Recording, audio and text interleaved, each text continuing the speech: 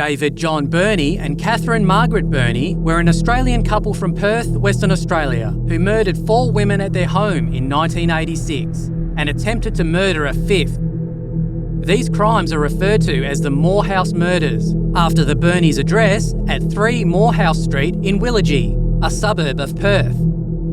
David Burney was the oldest of 5 children. He grew up in the semi-rural suburb of Wattle Grove in Western Australia. School friends from the Wattle Grove area of the period remember the family as having been dysfunctional. Rumours spread about the family's promiscuity and alcoholism, and that they had engaged in incest. When Burney's parents asked the local priest to conduct their wedding ceremony, he expressed concerns about them as individuals and as a potential couple, broadly stating that he felt theirs was a union that could never lead to any good. An unusual and seemingly unsuited pairing, the father was a man of very small endowment and unattractive appearance, while the mother was known for her coarse manner, use of profanities, and bad behaviour, often exchanging sexual favours with taxi drivers as payment for fares. David Burney also commented that the family home was unkempt and filthy, and that the family never had regular meals together. His parents did not cook meals for the children. Early in the 1960s, Burney's parents decided to move the family to another Perth suburb where David met Catherine Harrison through mutual friends. At 15, David left school to become an apprentice jockey for Eric Parnham at a nearby Ascot racecourse. During his time there, he physically harmed the horses and developed a habit of exhibitionism. One night, David broke into the room of an elderly man where he was boarding. He was naked with stockings over his head and attempted to commit his first rape. By the time he was an adolescent, he was convicted of several crimes and was in and out of prison for misdemeanours and felonies. As an adult, he became a sex and pornography addict. He married his first wife during his early 20s, and the couple had a daughter, Tanya. Tanya was 10 years old at the time of his arrest. She has never married and had no children, stating, "I don't want to spawn another David Burney." Her surname is unknown to the media. In late 1986, David was employed at a local car wreckers shop. For more than a year, David and Catherine had been practicing how to make their sexual fantasies of rape and murder come true. Catherine Burney was born on 23 May 1951. She was 2 years old when her mother, Doreen, died giving birth to her brother, who died 2 days later. Unable to raise her, her father, Harold, sent Catherine away to live with her maternal grandparents. When she was 10, a custody dispute resulted in Harold regaining sole custody of Catherine. At the age of 12, she met David Burney, and by the age of 14, she was in a relationship with him.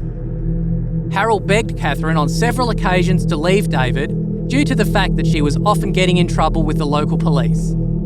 But his disapproval of their relationship only strengthened their union. Her time in prison throughout her adolescent years offered Catherine a chance to break away from David. Encouraged by a parole officer, Catherine began working for the McLaughlin family as a housekeeper. She married Donald McLaughlin on her 21st birthday. She and McLaughlin had 7 children. Their firstborn, a son, was struck and killed by a car in infancy. In 1985, she left her husband and 6 children and went to live with David. The couple was never actually legally married, but Catherine had changed her surname to Burney. Over a period of about 5 weeks, the Burneys abducted 5 different women aged between 15 and 31 years old. All of the victims, except for one, were raped and then murdered. The sole exception was their final victim, who had escaped the day after her abduction and led the local police to the Burney home, thus ending their killing spree. 22-year-old Mary Nielsen was studying psychology at the University of Western Australia and working part-time in a deli when she met David Burney at the spare parts yard he worked at. David offered to sell her cheap tyres for her car and subsequently gave her his phone number. On 6 October 1986, she went to the Burneys' house. She was gagged, chained to the bed and raped by David while Catherine observed. She was taken to a nearby national park near Albany Highway in Bedfordale, where she was raped again and strangled with a nylon cord. He then stabbed her, thinking that it would speed up the decomposition as he read that in a book somewhere, and they buried her in a shallow grave. She would have been due to receive her degree in psychology from the university 1 year after her murder took place. 2 weeks after the murder of Mary Nielsen, they abducted 15-year-old Susanna Candy as she hitchhiked along the Stirling Highway in Claremont, Australia. She was an outstanding student at Hollywood Senior High School and lived at home with her parents and siblings in the locality of Nedlands. Her father is one of the top surgeons in Western Australia. After she went missing, the Bernies forced her to send letters to her family to assure them that she was all right and safe, but the family had feared for her life. The Bernies had been driving for hours, seeking a suitable victim when they spotted Candy. Once she entered the car, she was held at knife point while her hands were bound together. She was taken back to the Willagee house, where she was gagged, chained to the bed and raped. After Bernie had finished raping the girl, Catherine Bernie got into the bed with them. She now knew that this turned David on. When they had both assaulted her, Bernie tried to strangle the girl with the nylon cord, but she became hysterical. The Bernies forced sleeping pills down her throat to calm her down. Once Candy was asleep, David put the cord around her neck and told Catherine to prove her love for him by murdering the girl. Catherine complied with the demand and killed Candy while David watched. When asked later why she did it, Catherine said, "Because I wanted to see how strong I was within my inner self. I didn't feel a thing. It was like I expected. I was prepared to follow him to the end of the earth and do anything to see that his desires were satisfied." She was a female. Females hurt and destroy males. They buried Candy in the state forest. Nolene Patterson. On 1 November, they saw 31-year-old Nolene Patterson standing beside her car on the Canning Highway. She had run out of fuel while on her way home from her job as a bar manager at the Nedlands Golf Club. Once inside the car, she had a knife held to her throat and was tied up and told not to move. She was taken back to Moorhouse Street, where David repeatedly raped her after she was gagged and chained to the bed.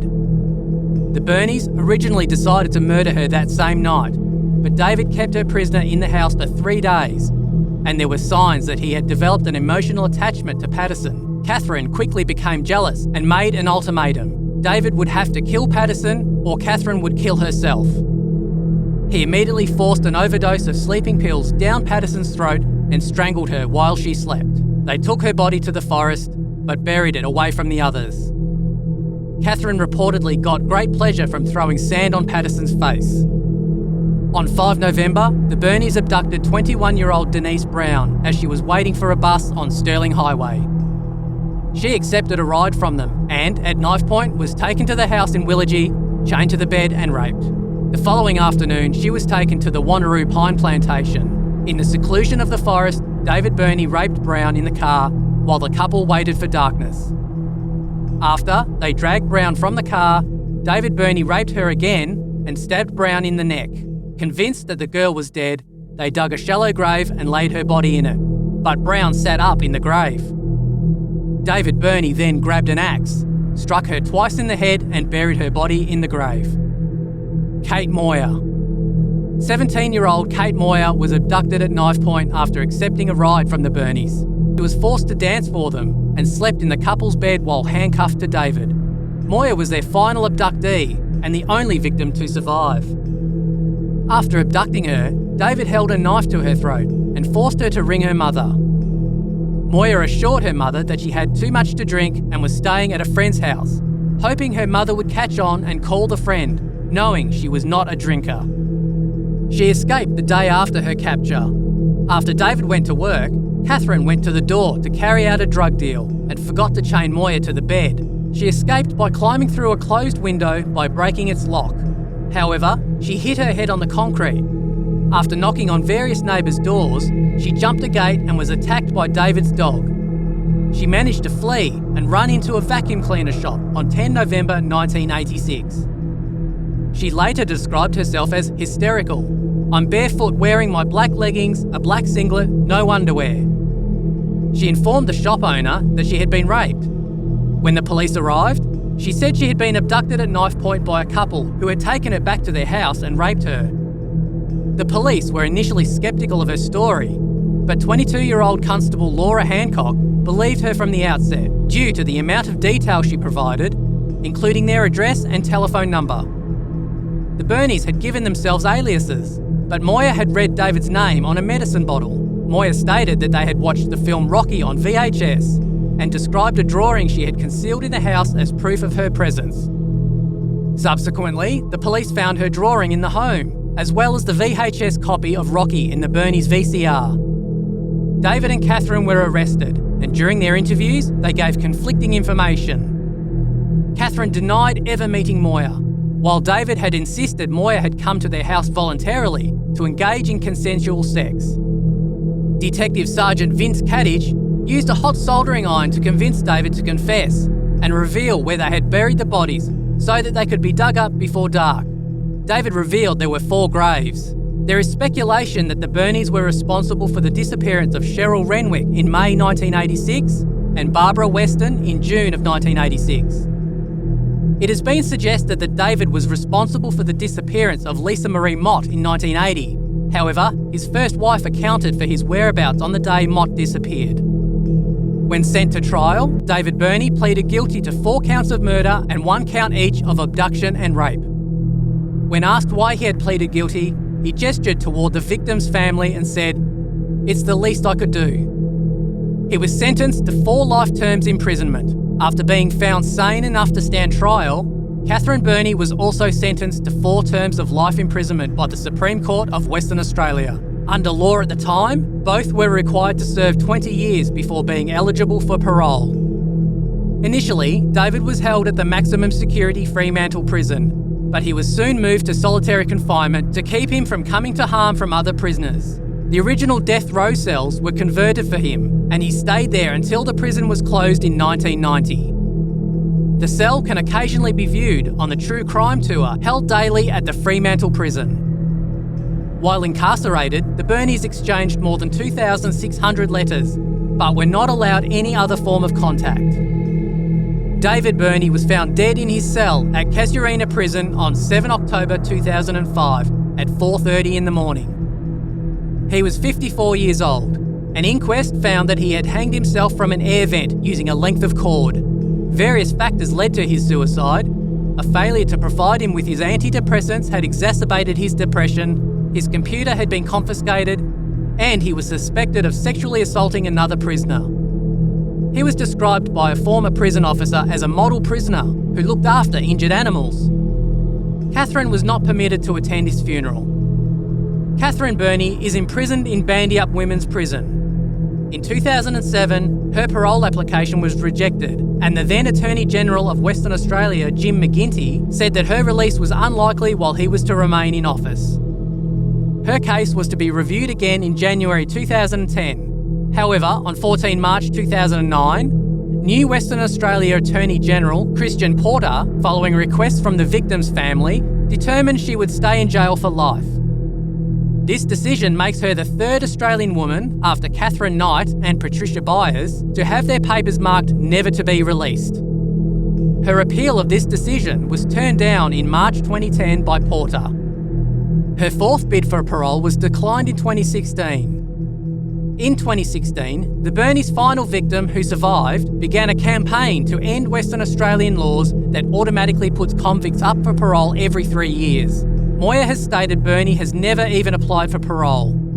In 2017, Burney's youngest son, Peter, called for her execution. He has stated that his association with Burney has resulted in him being assaulted. He supports Moya's campaign.